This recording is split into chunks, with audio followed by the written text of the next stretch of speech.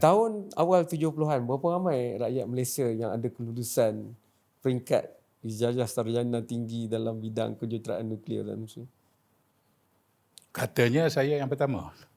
Saya juga. Saya nak tepuk tangan kalaupun tak ada can. Yalah, ikut rekodnya gitulah. Ya. Tapi banyak yang follow me after that. Ya.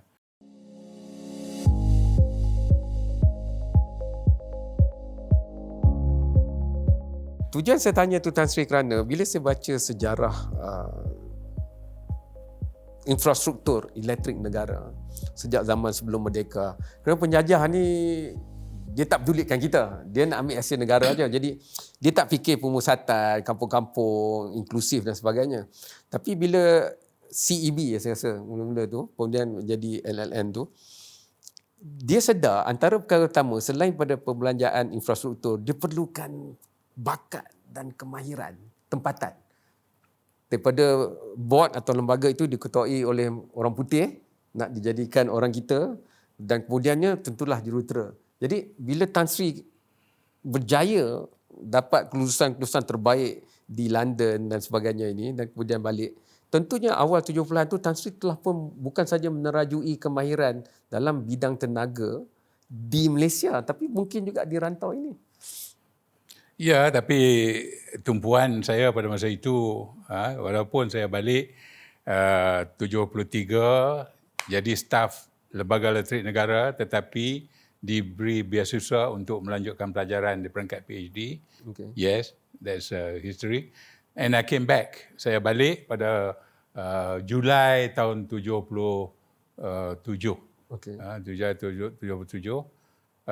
Tapi dah belum balik lagi, saya telah pun dipinjamkan oleh Lembaga Letrik Negara untuk membantu membangunkan pusat penyelidikan atom Tun Ismail di Bangi. Dah pindah ke Bangi.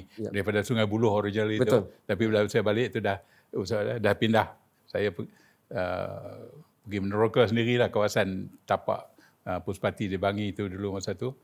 Dan saya mula terus berkhidmat, walaupun on paper saya mula dengan LLN, Lembaga Letrik Negara yang later on become TNB pada 1973. Okay. Tapi itu on paper aja. Tapi sebab saya study leave kan. Okay. Tapi bila balik terus dipinjamkan ke Puspati, dan saya dengan Puspati selama lebih kurang 10 tahun. 10 tahun membangunkan, become according to seorang wartawan NST pada masa itu, Ko Eng Lee. Okay. Dia tulis, dia kata ini bidan kepada nuklear negara ni, nuklear di penyelidikan nuklear Malaysia, melahirkan the first nuclear fission chain reaction sustain in Malaysia. Tan Sri, nak curi sikit kebijakan pengalaman Tan Sri itu, dengar syarahan Profesor Queen's Mary University dan sebagainya. Pada waktu itu pun perdebatannya adalah dengan kehendak negara-negara dunia yang semakin proses industrialisasi tu, 70-an kan, 60-an Jepun, kemudian negara-negara lain 70-an, semuanya memerlukan tenaga elektrik yang banyak. So nuklear dilihat sebagai yang paling cost efektif. Betul, itulah historinya. Saya dibenarkan untuk to pursue my PhD, buat PhD dalam bidang nuclear engineering, kerana pada masa itu LLN ada orang akan pergi ke tenaga nuklear. Tetapi dalam tempoh beberapa tahun semasa saya buat PhD pun, dan lepas tu terutamanya berlaku 3 Mile Island, berlaku banyak tragedi lah, Chernobyl, yang besar-besar lah, later on Fukushima. Jadi dengan sendirinya nuklear itu sebagai option untuk kerisauan itu pada maklum malas rakyat. Ya, basically. Tapi dalam aspek teknologinya, pemikiran sebagai seorang jurutera, dan it is still, sekarang ni masih tenaga nuklear digunakan, tapi penerimaan rakyat tu yang harus dipertimbangkan.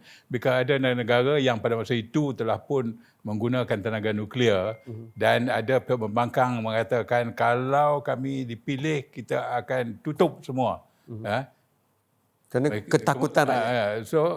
Dan government bertukar. Tapi bila dia jadi government, dia tak boleh tutup juga. Tujuan jadi masalah itu yang penerimaan masyarakat penting untuk tujuan saya tanya tu juga, mungkin tak ramai yang melihat Tan Sri bila dengar ni macam nampak Tan Sri very academic, professor ya. Kos PhD awal dalam kedutaan nuklear sebagainya. Tapi Tan Sri juga seorang tokoh korporat yang hebat. Jadi saya nak pinjam pengalaman tu. Beginilah, saya walaupun train as a nuclear engineer, balik bekerja sebagai research officer di Puspati, tapi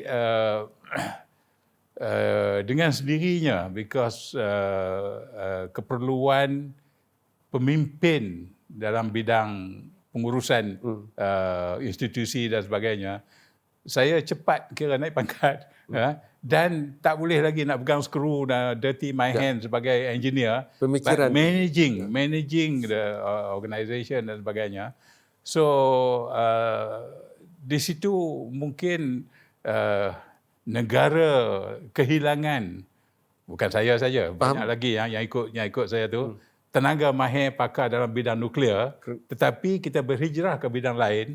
In my case, berhijrah ke bidang yang berkaitan juga, tapi lebih kepada kepimpinan, management dan to manage organisation, manage people and so on.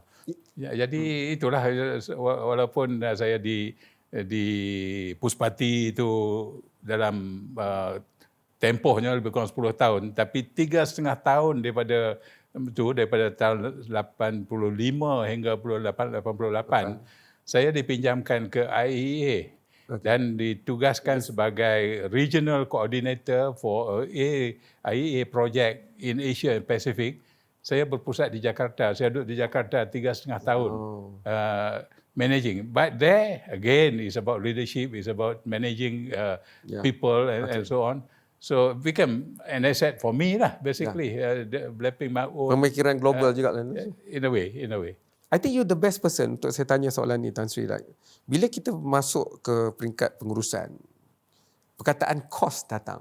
Kerana ada untung rugi, ada balance sheet, ada penyata untung ruginya. Macam mana Tan Sri melihat, niat sucinya, siapa pun yang memimpin Malaysia, kita nak beri tenaga kepada semua orang, setiap rakyat, industri pun boleh dapat, ni boleh dapat.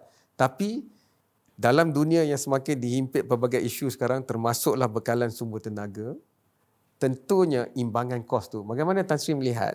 Nuklear dulu orang nak, ramai yang nak bukan pasal dia suka sangat dan tak takut pada tragedi yang berlaku, tapi cost efektif. Dan kita tahu sejarah, sama ada dia LLN, Lembaga Letrik ke, atau TNB kemudiannya, pergantungan kita kepada minyak dan gas, termasuklah arang batu, agak tinggi. Dan dalam era sekarang nak semua bersih dan hijau ni, itulah tak. Tapi faktor kos dahulu, Tan Sri. Nak jana kuasa. Saya terlibat secara langsung apabila berlakunya the National Blackout tahun 96, Ogos 96. Saya masa tu ketua pengarah SIRIM. Okey, saya ingat ya. Saya masa tu dah 7,5 tahun di SIRIM, dipindah daripada Puspati ke SIRIM, and did what I did, happily build up SIRIM dan sebagainya. Tiba-tiba blackout berlaku, saya dipanggil, mula diarah untuk pergi memulihkan keadaan dan lead become the executive chairman, Pengerusi Eksekutif Tenaga Nasional. So those issues yang Cik Kamarul sebut tu penting, tapi yang penting sekali pada saya, and I told beritahu semua staff masa tu in open, the first town hall kita kata sekarang ni, that istilah town hall. The first thing I say is that whatever it is, at all costs, lights must be on. Tak ada pilihan. Saya kata, the juice, we must keep the juice flowing. And that was my motto at that time. Irrespective of cost, we have to bring back power because the nation needs power. But as a listed entity, by that time TNB dah jadi a listed entity, we had to take care of the numbers. Finally, we are a listed company. They expect returns on investment, and so we have to manage in a way. But that balance between deliver, keep the juice flowing, and so on, but at the same time make enough money.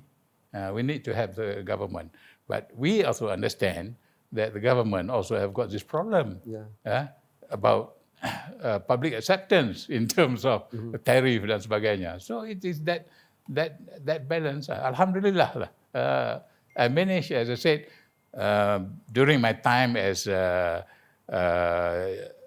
CEO and chairman of Tenaga, I managed to keep the lights on and keep the ship afloat. Okay. One of the reason for the blackout, the argument waktu tu saya ingat lagi, saya baru jadi wartawan, adalah the lack of foresight in infrastructure preparation. Macam mana Tan Sri melihat tu, kerana menuju ke depan, kalau kos macam mana pun, tapi nak tenaga banyak ni, kena ada infrastruktur dan banyak ni. Benda ni benar lama lah, tapi kalau to be frank, there were a few circumstances that became sort of led to what actually happened. The first is the fact that we went from LLN to TNB. 1990, right? 1990, 1st September 1990. LLN, all the decisions about planting up and financing is made in that boardroom of Lembaga Letrik Negara. That board make all the decisions because it's a government. Correct. NEB is government agency. But come 1st September, the board is about running the company as a commercial entity. The decisions on planting up and so on has been taken away. Is now with government, with EPU. I see. So there were mismatch. So there were delays in the award and so on. Because the decision is now made somewhere else. So TNB at that point in time do not have sekarang pun. Now decision is at Energy Commission together with the committee, Jawatan Kuasa Perancangan, JPET semua tu, which is correct because now this is a commercial entity. It's not government anymore. Although government has a stake, but more to ensure that it is run properly as a GLC. So those changes took time to now hopefully everything is now running. But in 1996 is from 1990 to 1996, so these adjustments were happening. Okay. So maybe one of the factors that led finally to insufficient generation capacity and some other factors that led to the blackout was. So your homecoming to TNB 1996 because of the crisis, how long did that last, and what is one thing, if you look back, that you, because before that you were never really in TNB, you were known everywhere. I have my staff number. That's all. And I was reinstated as an LLN retiree when I came back because I never left TNB. I never left. Officially, you are LLN still. So I'm a LLN retiree. Tapi when I came back, Alhamdulillah, the management at that time, which I am now head of management, saya kata ada 7 keturunan bawah dah saya lah. Saya ni duduk di bawah tapi saya yang paling atas. I was class of 67 kat Malay College. Tapi yang class 66 pun ada, class 65 pun ada. Because LLN has been sending students, including from Malay College, to go to UK since the early 60s. So I have 7 keturunan. working under me, who are more senior, who say, Correct. tengoklah apa dia boleh buat. Tapi alhamdulillah, because of my nature because of the pressure at that time that we need to Deliver. and maybe because of the management training I got at SIRIM, how to manage organization. Maybe, all these factors enable me to bring them together, work as a team, and within 6 months, I thought I have a good team working in TNB, really to restore back the confidence of the public, of the government in the ability of TNB to deliver that service that is needed. And alhamdulillah, I told my wife, dia cakap dengan isteri, give me 6 months at the beginning lah, give me 6 months. Then because I was coming back late, but after 4 years, the 6 months have not ended. Why? Because I was enjoying the job. Visit down, everywhere. And we took over also Sabah Electricity in 1998, I think. We took over Sabah Electricity Board. From Lembaga Letrik Sabah menjadikan Sabah Electricity Negara Berhad. That was during my time. With great power comes great responsibility. Dan Malaysia industrialisasi 80-an tu giat, awal 90-an dan sebagainya, proton, whatever. So tentunya sebagai satu-satunya pembekal utama tenaga elektrik di Semenanjung dan kemudiannya di Sabah, itu jutaan pengguna dan tentunya perolehan tahunan pun tinggi. So Tan Sri kena uruskan jumlah pendapatan yang masuk mungkin berbilion dah pada masa itu pun dan jumlah yang keluar. Tentunya Tan Sri melihat we have to do some good from this revenue. It's our responsibility. How do you look at it then? Well, now I'm just looking back. Looking back. With hindsight. The fact of the matter is, I was never trained as an accountant. Okay. I Correct. was an engineer. Yes. And I went to SIRIM. My accountant is there in the Ministry of Finance. Just outside, not inside. Put up what we require. They will give the budget. It's our job to run it and so on and so forth. But when I come to Tenaga, all of a sudden I have to raise my own finances. I mean TNB. I remember going to New York Stock Exchange. To raise we raised a Yankee bond, century bond, 100 years maturity. Wow. and so on. So it's new. But I have good people they are good accountants, good finance people in TNB already at that time, because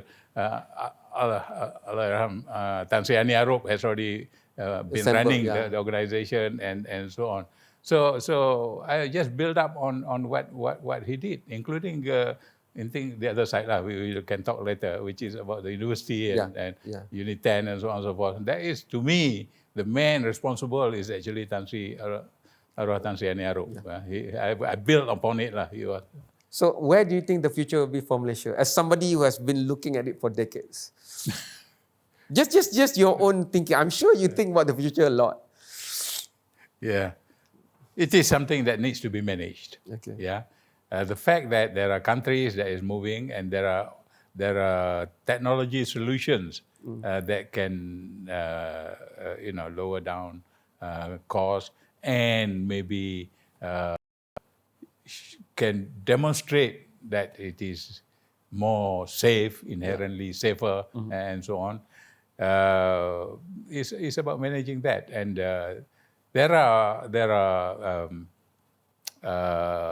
developments that is happening. For example, you can't run away from the fact that solar is only good 4 or 5 hours a day.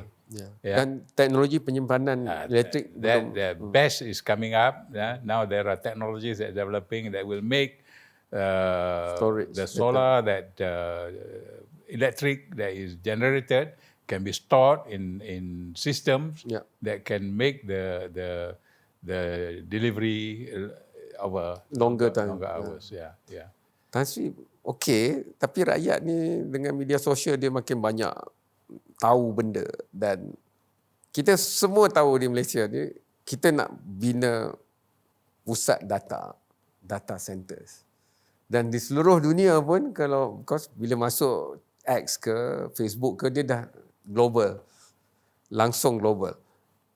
Jadi perdebatannya adalah pusat-pusat data ni pakai banyak elektrik.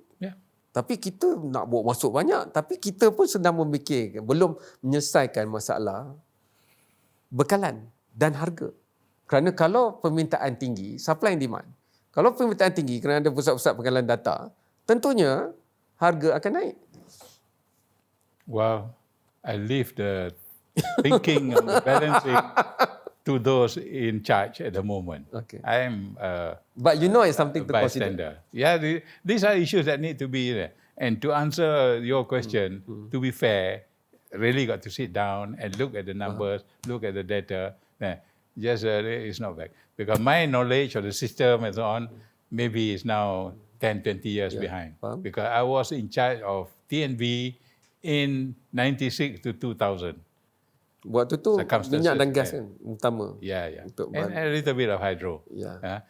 We don't even have coal at that time. Betul. The coal came after me as well. In fact, yes, I was involved in setting up, planning for and setting up a Manjung. And later on, I was from the other side as well. When I was chairman of Zealand and so on, we built Tanjung Bin and so on. That came later, after my time as CEO, chairman of Tenaga. Datuk, Tan Sri, before we close, just social media suka tanya, media sosial suka tanya soalan ni. Kalau ada satu teknologi yang akan mempengaruhi tenaga dan penggunaannya untuk masa depan, what is that one thing for you that you would be so interested? If it is called tomorrow, you would go and see that forum or that talk. Well, at the moment, the promise of hydrogen is one of the... Blue hydrogen. Green. Whichever lah. But that is one possibility. But I just saw China that is trying to build big solar station up there and beam the power down. How to do that, I do not know. Wireless transmission. Okay. Yeah. Okay. So those are technologies. But seeing how technology has developed in the last, let's say, decade, as I said, I was in university using the slide rule. Even without, I have only one computer when I was doing my PhD. Okay. And that computer is used by about 5,000 students. NCL. And you put in your Steve Jobs deck of cards and hope the result come out tomorrow. And then keluar just one sheet aja, syntax error. And then you have to redo again. But that was time. Now everybody carries a computer. Mini computer. Yeah. So times have changed. Yeah. Okay. So that goes back to this other facet lah. It's about the talent. The children of today mesti meneruskan. Have got opportunities. Okay. I think. Nasihat terakhir kerana Tan Sri yang keluarkan point hujah itu. Tan Sri pergi pertama kali ke luar negara untuk melanjutkan pelajaran. Waktu tu Perdana Menterinya Perdana Menteri pertama. Tan Sri pulang selesai PhD, sudah masuk Perdana Menteri ketiga saya rasa. 78. Saya pergi Perdana Menteri kedua Tun Razak. Dah Tun Razak dah? Bukan 68? 68. You pergi first time 68 kan? Ya. So, you balik dah bertukar. Tapi apa pun lah, Tan Sri berkhidmat di bawah pelbagai pemerintahan negara. Daripada 60-an tu, waktu pergi belajar, pulang 70-an, 80-an, 90-an, 2000, balik masuk Suruhanjaya Tenaga dan sekarang. Apakah satu perkara positif yang Tan Sri lihat lah? Apa pun pentadbirannya, apa pun masyarakatnya untuk Malaysia? Well, we have a unique society. Yeah? The tolerance level among the people and so on is, other countries Amazing. Already fighting. But in our case, somehow we live together peacefully. And to me, that is the biggest heritage that hopefully we can preserve and continue to preserve. And we may go back to our home and live our own life. The Chinese will live their life, the Indian will live their life. But we come to work, just one team. Yeah? That is to me the beauty about this country. Yes, I have worked from when I came back is already Tun Hussein. Yeah. But I've worked under all the prime ministers until now. Correct. Because I although I've been out into the private sector, but still my private sector is still related to government. And I've been until today. So I've worked. But the main thing is, personally for me, I have remained apolitical. Okay. I've never, I'm not a politician. Nation first. Nation first. I just need me, I can serve. Tan Sri, on behalf of Ngopi at Channel 10, terima kasih kerana khidmat berdekad-dekad untuk negara. Dan Tan Sri dah buktikan bahawa jika niat kita untuk membantu masyarakat dan negara, apa pun yang lain itu, apa pun perubahan musimnya, niat murni itu pasti boleh dicapai. Sekian, terima kasih kerana menonton Ngopi at Channel 10 bersama dengan Tan Sri Insinyur Dr. Tajuddin Ali, dan dia masih beriman, dia joint chair of MITE. I help MITE from time to time, and you can still find them in Cyberjaya. So terima kasih banyak, dan insyaAllah kita akan kembali dalam program dan isu-isu yang lain pula. Terima kasih. Thank you. Thank you.